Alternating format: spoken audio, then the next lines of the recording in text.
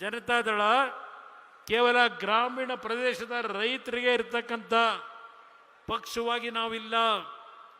ರೈತರ ಜೊತೆಯಲ್ಲಿ ಈ ಬೆಂಗಳೂರು ನಗರ ಯಾವ ಕೆಂಪೇಗೌಡರು 500 ವರ್ಷಗಳಿಂದ ಕಟ್ಟಿದ್ದಾರೆ, ಈ ನಗರಕ್ಕೆ ಆದಂಥ ಆಘಾತಗಳು, ಈ ನಗರದ ಮೇಲೆ ನಡೀತಾ ಇರತಕ್ಕಂಥ ಆಕ್ರಮಣವನ್ನು ತಡೆಯತಕ್ಕಂಥದ್ದಕ್ಕೆ ಒಂದು ಅವಕಾಶವನ್ನು ಈ ಬೆಂಗಳೂರು ನಗರದ ನಾಗರಿಕರು ಕೊಡ್ತಕ್ಕಂಥದ್ದಕ್ಕೆ ತೀರ್ಮಾನ ಮಾಡಿ ಅನ್ನೋದನ್ನು ಮನವಿ ಮಾಡ್ತೇನೆ.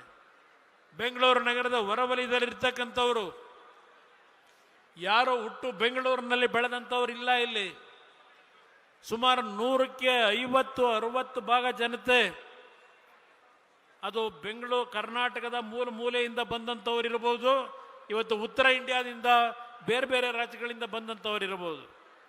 ಇವತ್ತು ಬೆಂಗಳೂರು ನಗರಕ್ಕೆ ಆಗಿರ್ತಕ್ಕಂಥ ಈ ರೀತಿಯ ಯಾವೊಂದು ಮೂಲಭೂತ ಸೌಕರ್ಯಗಳ ಹೆಸರಿನಲ್ಲಿ ಲೂಟಿ ಮಾಡಿದ್ದಾರೆ.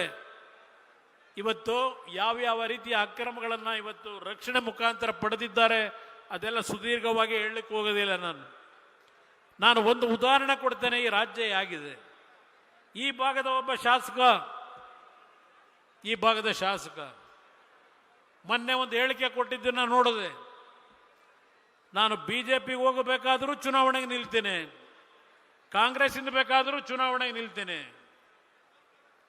ಆದರೆ ಜನತಾದಳದ ಹೆಸರನ್ನ ಹೇಳಲಿಕ್ಕೆ ಸಾಧ್ಯ ಇಲ್ಲ. ಯಾಕೆ ಅಂದರೆ ಜನತಾದಳ ಮಾರಾಟದ ವಸ್ತು ಅಲ್ಲ.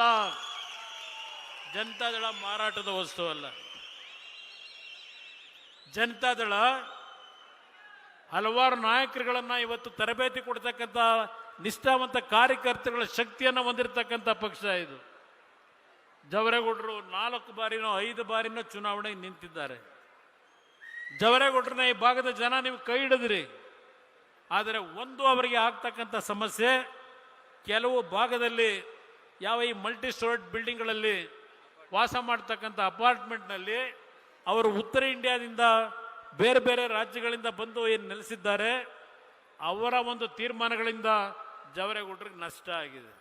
ನೀವು ಸಣ್ಣ ಆಗ್ಬೇಕಲ್ವಾ? ಅದು ಒಂದು ಉತ್ತಮ ಆಹಾರದಿಂದ ಸಣ್ಣ ಆಗ್ಬೇಕಲ್ವಾ? ಪ್ರತಿದಿನ ನಮ್ಮ ಜೀನಿ ಸ್ಲಿಮ್ನ ಯೂಸ್ ಮಾಡಿ ಯಾವುದೇ ಸೈಡ್ ಎಫೆಕ್ಟ್ ಇಲ್ದಂಗೆ ನೀವು ಸಣ್ಣ ಆಗ್ತೀರಾ.